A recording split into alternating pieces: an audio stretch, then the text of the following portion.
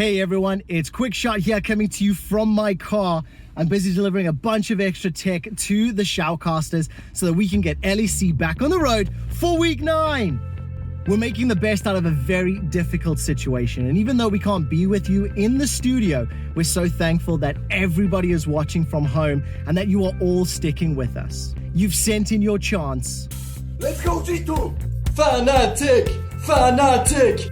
XL Esports, la la la la la! XL Esports, la la la la! Let's go! Fanatic! Fanatic! Go roll. Your songs. Let's go Origin, let's go Origin, let's go Origin. Let's go. Let's go Origin. Shoutouts. I'm cheering for the best strategic coach in the league, Misfits Amazing. Go Misfits! I'm here to support Origin and especially Alfari. I know you didn't perform too well last week, but you got hard camped. They're scared of you, you're too powerful. I have a feeling Perks is gonna pull out some crazy picks against Schalke this Friday, and he's gonna smash the whole team. Mrs. Watts. Inflated your ego by filming vertically. Hey, it's me, your legendary specimen, former player now turned into a successful team owner, Carlos out. I'll be watching G2, both 0-2 or 2-0, whatever gives the best memes. And yeah, I hope you do the same. And tweeted your support for everyone at the LEC. Thank you for bringing the LEC back so we can spam in the chat. We're all in this together and so excited for the games ahead. So sit back, get comfy. The LEC is back, it's time to spam in the chat. I want the LEC back so I can spam in the chat. I want the LEC back in my life. Rap battles, very feeling alright. I want the LEC back tonight. I want the LEC back. I want the LEC back in my life. I want the LEC back. I want the LEC back tonight.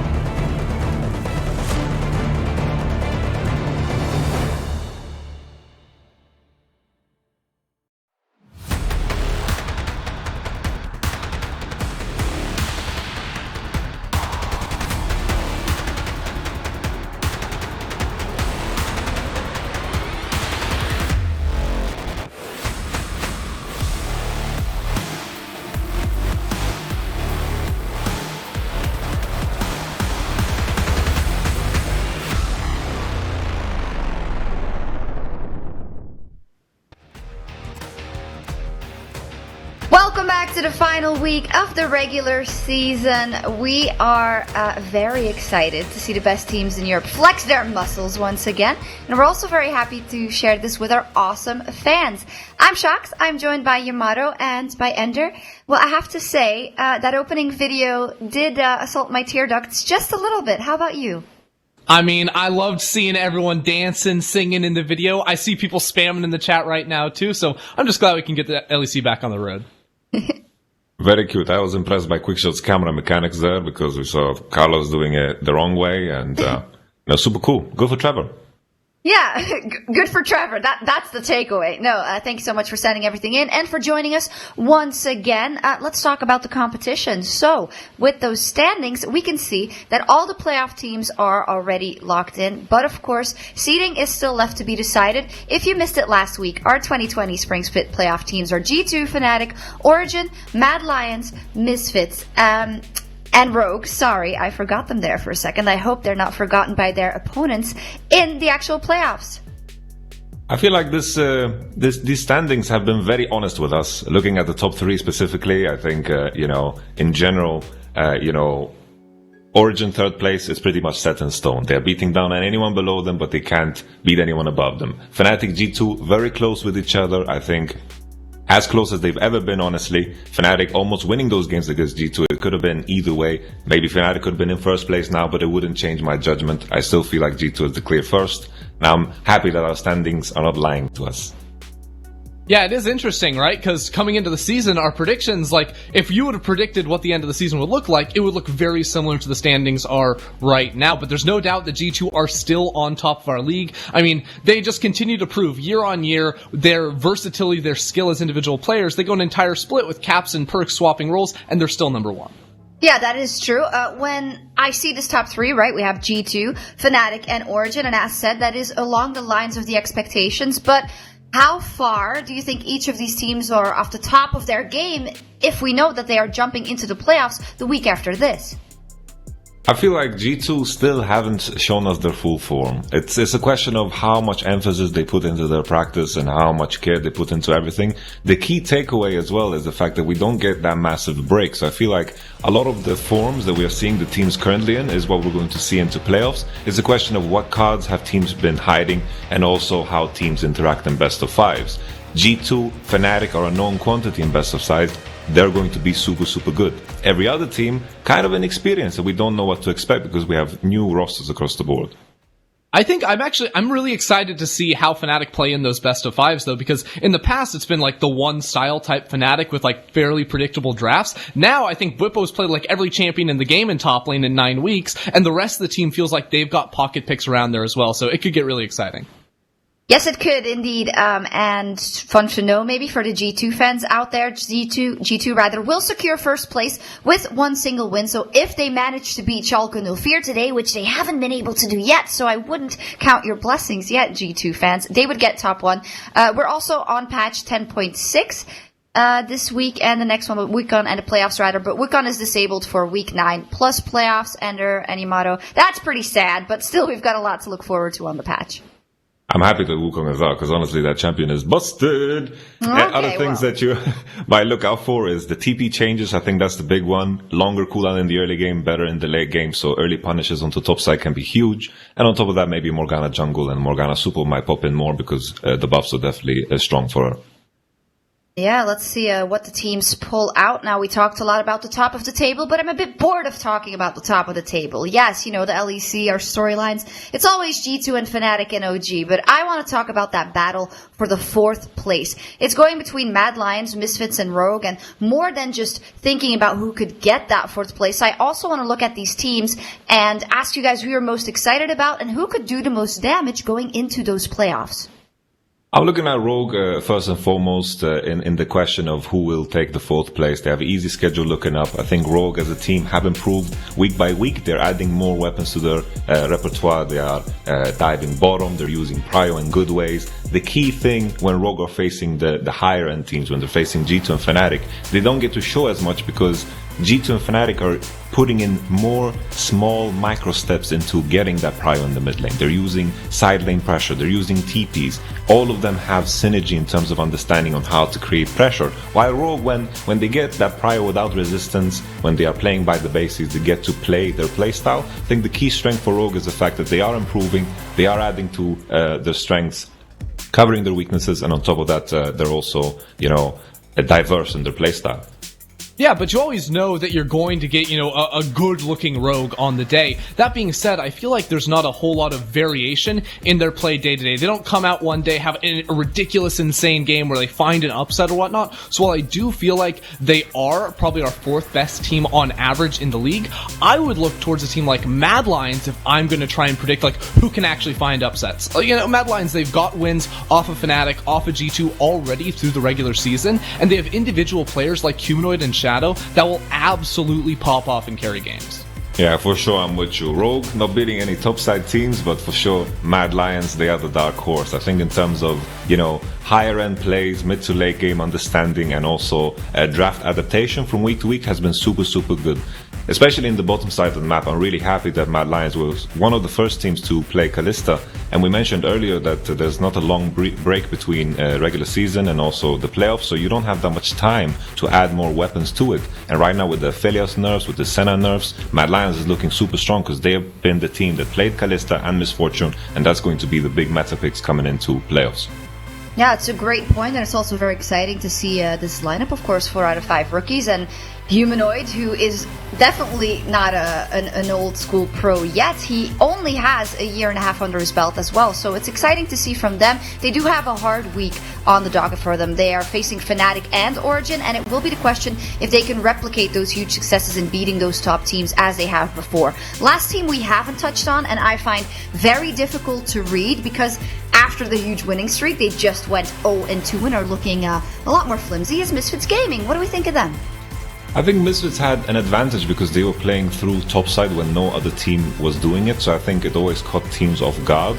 But now the meta has kind of caught up to them and they're kind of forced to adapt to playing through bottom as well, and this is something the Misfits always did poorly with. We had that one game where Caps was running it down and they got a lot of kills, and this maybe put them in a strong light, but every other game when they played through bottom, it looked very, very rough. And I think this is something that they've tried to work on in last week when they went 0-2. I think it's good that they're addressing their weaknesses already, because even if you're 4th, 6th, if you're going to lose the all best of 5 that you're playing because you're so one-dimensional, it doesn't matter. So they're addressing their weaknesses already. They're trying to play through bottom. They're trying to play weak side, top side. And I think that's a strength.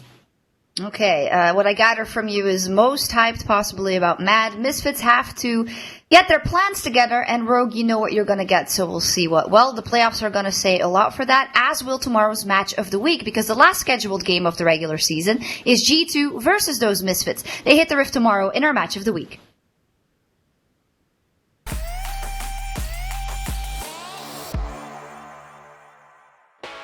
It feels pretty fun to play against Sebion. I've played against him for many years now. And there's the death mark coming in. And will it be enough? The pop and Bebevin! V1's Faker. The history between us comes from 2016. He's always been trying to be better than me. Comes a play on a Faker, exhausted. Zaki away from the wall, not quick against the smoke. There's a flash and chase. First blood into place. We both won the first 2 splits we played in LEC.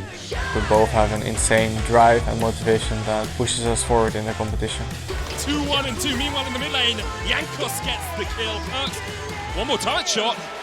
It's enough, but the tower takes him down. This game will be like better jungler wins. Oh, we don't have time, we have another fight. Baby's getting dived in the top lane, Perks doing what he can, but Baby able to survive for the moment. He's going to take down Perks. He dodges out the barrel as well, and Jankos has got a ball. Oh, the stopwatch! It's for Baby, couldn't survive. Jankos goes in, flashes out, he gets in. Let's see if they go for this pick. Oh, great! Featherstorm gets him out. That was perfect from B-Boy. He escapes the first bit of the fight. And G2, they thought they'd caught Misfits. Misfits now well in the lead in this game. It's my solo kill game. The jungler who goes first mid will probably kill. So maybe level 1 gank. Who knows? It's pretty important for us to win the split. Now it's a new challenge for us to be able to win the split online. The synergy between Sebion and Razork is probably the biggest strength of their team. The new EU talent is here to stay. If they overcommit, the knockback into the wall, Amar gonna try to pull it back, but Razork! Just give this man player of the game! Down the round, you expect to take the bait. He goes, wait a second, why would you do that? That's so it's not expect. You've been baited, you've been outsmarted, now you're stunned. The Galio coming in though, maybe he can turn it. The knockup's there, expect running for his life. Sidestep there from the Sejuani, but no, Bevin flash forward, shoots him with the gun fade. Fabian's doing well again. I think that he was always like one of the better mid laners, but since he went to MA, no one really believed in him. And now he kind of did bring it back, and people still consider him like a top 3 mid lane in Europe right now. But I still think we should be able to beat him. Looks like he's already dead. Perks drives straight in, but knocked up by Selfmade in a moment, in a heartbeat. There's the True Shot Barrage coming out as well. And G2 now have a man advantage. Selfmade jumps back in. Perks still alive. There's the Monsoon. Selfmade's going to go down, and the Monsoon just heals up them all. Reckless next on the menu. Only Nemesis left alive. Last time we won against him, I think it's because he probably was a bit lost from the echo. I mean, I think they should ban it if they want to win.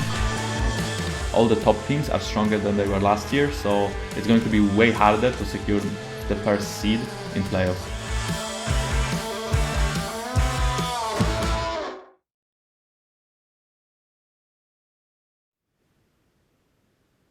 We saw right there, Febiven and Perks on the screen. I'm so happy that both, Perks is back in the mid lane, Febiven is back in form. We saw in the B-roll both players fighting against Faker at the World Championship. It just speaks so much about the history of these players, the experience and the levels that they can achieve, and I feel like we are approaching that point in time where both are at their peak again. It's always an exciting matchup to look out for. Perks versus Febiven in the match of the week. Yeah, absolutely. That's going to be a great one. Great to see Febiven back up there as well. And of course, these are two of our playoffs teams we might see face off in a best of 5. So this might be a little tasting menu for that. Now, let's take a look at our schedule and what that we have on the schedule for day 1 of week 9. We're kicking off the final week in style. However, there might be a couple of stomps around the corner, Ender. Yeah, I mean, Schalke absolutely looking to put G2 in the dirt again. I believe it's been 258 days since G2 has taken a win against Schalke, so that one looking pretty lopsided to me. Yeah, I agree. It's going to be difficult for G2 to overcome that monster. And of course, Mad Lions versus Fnatic is the last one of the day. Very important one overall. Now, EU Masters is also right around the corner. And in the Polish Ultraliga, the teams are fighting tooth and nail for a chance to represent their region.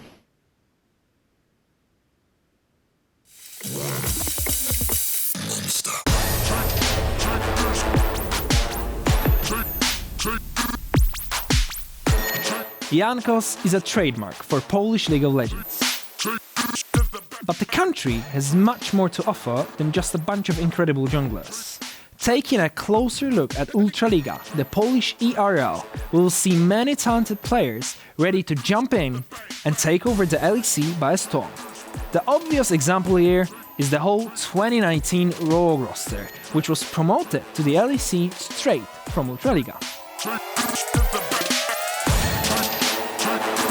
After winning the Ultraliga Season 1 finals, Rogue Esports Club of Larsen and Woolite leading the charge looked like a strong contender on the ERL scene.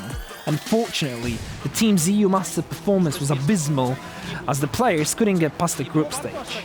Luckily for them, a second chance to prove themselves was right around the corner.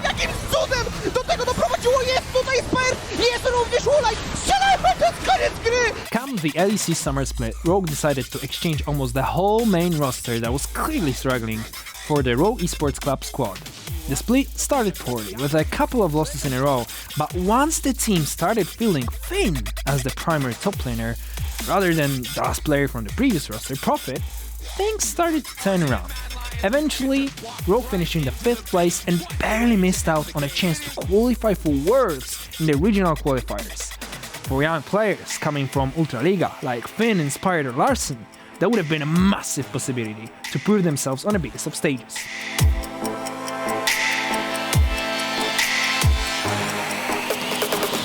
Apart from bringing the Rogue squad to life, Ultraliga has always been a very mid-lane-centric league, with many talented individuals representing the role.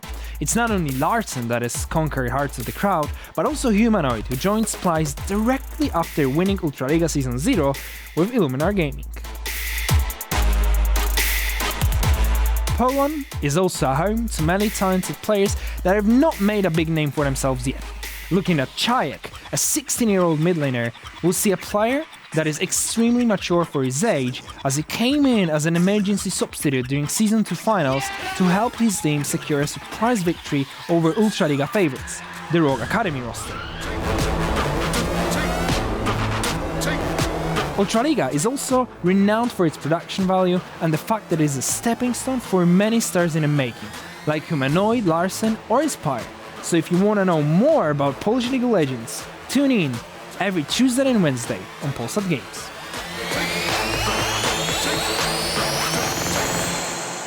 Take this to the bank. And welcome back to the LEC. Of course, very important to hear from the Ultraliga, one of our EU Masters qualifying leagues, where Kick have already qualified for EU Masters and AGO Rogue will be trying to qualify in their later matches. Yeah, it's going to be pretty exciting to see who can qualify. The Polish ERL has been a pretty competitive one. As the video mentioned, we have seen some pretty talented players come out from the region, and I'm excited to see what they can do in EU Masters. And of course, they did mention it, Rogue squad did get promoted up to the LEC, and we're going to be watching them play up again today. Rogue's main roster have obviously secured a spot in playoffs. Right now, they're playing for seeding Medic, and when we look at their future schedule, many analysts have kind of put them in the position to be that 4th place spot. spot. They only have to go through, I believe it is Schalke and SK to secure that 4th place spot, assuming the other teams fall around them. In the LEC, that is, because of course the bracket we have on your screen is the Ultra Liga bracket right now, which is maybe perhaps why you wouldn't recognize some of the icons. You can see Rogue AGO there in the 3rd round, winner of them, and Devils 1 will play up against Kick. But yes, as you said, Vedius, Rogue very likely to take that 4th seed, but they do still need to win out. They really need to take their games that they have today against SK, obviously, and then tomorrow against Schalke, if they're going to get that spot. And a favourable position when it comes into the playoffs. For sure. Well, favourable. It depends on the... You get an extra series. I think that's more to having... Top 4 is definitely what you're after. It's super important to secure that spot. And